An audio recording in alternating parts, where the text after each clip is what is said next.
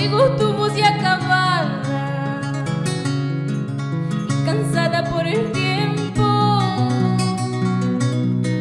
Veo en tu tierna mirada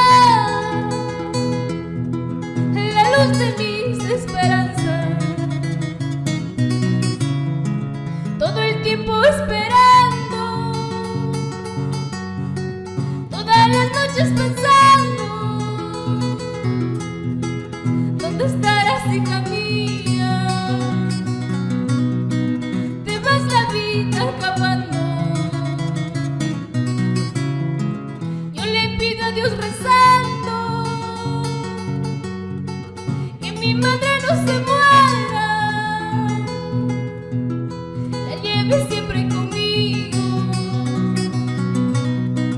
como un collar en mi pecho.